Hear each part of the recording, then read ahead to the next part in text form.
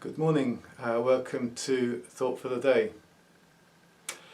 My phone had an accident a few months ago. I was out on a run, I had it in my hand and I slipped.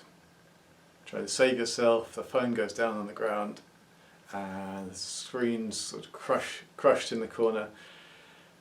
Surprisingly, it still worked.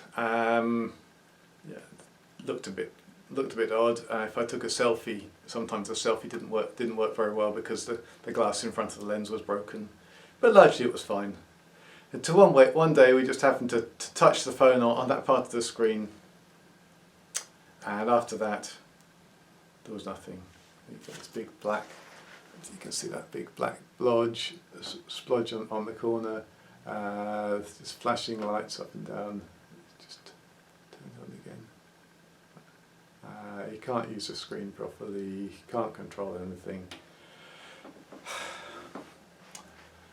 Phone's no use anymore. I take it into the shop. Yeah, I'm sure we can replace the screen. Yeah, and he says, oh yes you can. It's going to cost you nearly as much as a new phone. Okay, but I believe in not wasting things, so I ask him to get it. Get a phone call back. Afraid the part's out of stock, don't know when we're going to be able to get it. So at that point, it's going to have to be a new phone. What you do, you go online, you search. I tried to find one the same because I'm really very pleased with it. And I come across one which is, can't find one exactly the same, but can find the same phone just one model number up. There's a Model 8 rather than Model 7, a few extra words in. I think it's perfect, and it's about the same price as I paid for that earlier, so sounds like a good deal. A few clicks, credit card number, and it's on its way. The box arrives to us a couple of days later. Next get to a break, open it up, and plug it in and start to use it. And it's all very exciting, this new phone. Then I want to charge it properly, so I just plug it into my old charger, and then, oh, the charge cable doesn't fit. The phone I had before had one of these nice reversible chargers. Doesn't matter which way round it goes. This one has the old attachment that the previous phone had, that has to go in one way round. I thought this was a newer model. I discovered, oh, it hasn't actually got the new version of Android that one had just got. What is this phone? I do a bit more research and discover that there's one extra word in the description. That was a Model 7, and this is a Model 8. But this is Model 8 Lite, L-I-T-E. I do a bit of research and discover that it's a kind of cheap copy that was thrown together, I think, early in the pandemic when components were short, and they must have needed to get a new phone out and put together a phone with whatever things they could lay their hands on. So it's not really what it seems. So what's the point of telling you this? It's not to be a consumer advice thought for the day, but rather, as I was thinking about it, it made me think about the whole issue of being real, something that Terry and I have both talked about quite a lot in recent Thought for the Days. And I think, particularly as we go into this next lockdown, there is a danger for all of us that we end up not being real with anyone. You see, when we're at home, when we're only interacting with people online, it's so easy to pretend, to hide our real selves. There was a thing came out earlier in the year about Zoom fashion, outfits you could buy that looked fine, sort of down this far, but didn't matter what happened below. I mean, for all you know, I might be recording this Thought for the Day with my pyjama trousers still on. You wouldn't know. You simply wouldn't know. And in lockdown, you don't know.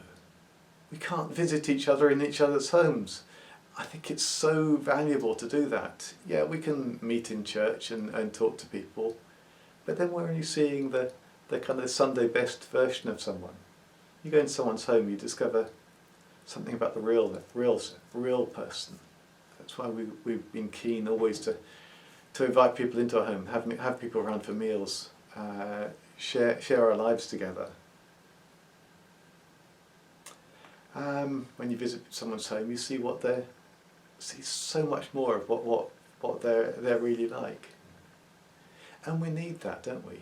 We may want to hide. We may like to present a certain persona. We may like, if you go onto a Zoom call these days, you can put a different background on. You can appear like you're sitting in front of the Eiffel Tower or on a mountaintop. It's quite attractive to hide and pretend in that way. But actually we need to be known. We need to know.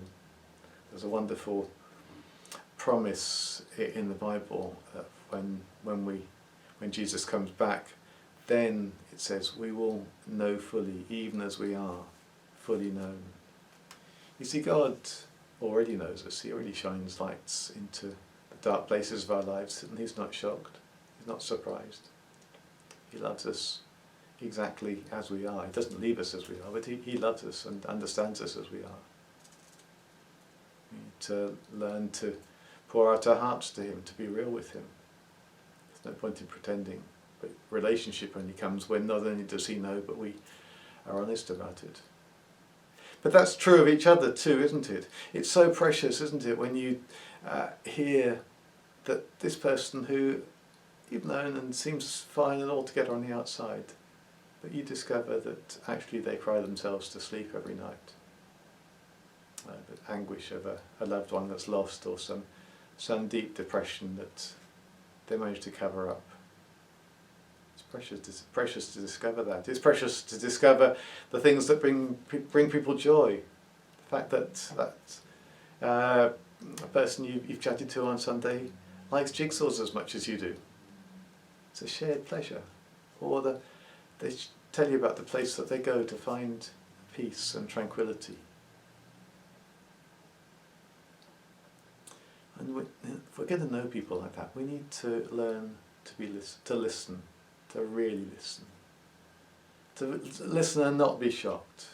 Listen and not always try to fix the other person.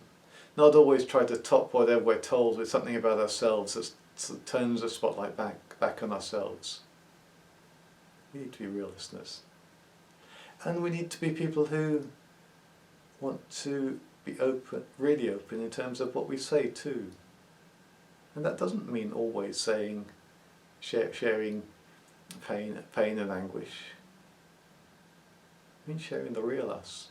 There is nothing quite as frustrating as wanting to listen to someone and yet only hearing again and again the problem that they want almost to seem to want almost to define them, and yet isn't the real them underneath. And so as we are those people who are real with each other, who really listen, who learn to share, as we build trust with each other, we learn to share something about the real us, then we will become something quite special. We'll be people who are genuine. People of the light as it really ought to be spelled, not people lite, L-I-T-E, a kind of cheap version that's one thing on the outside and another on the inside.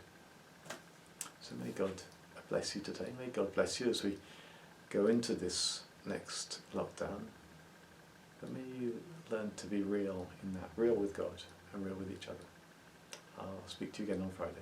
Thanks.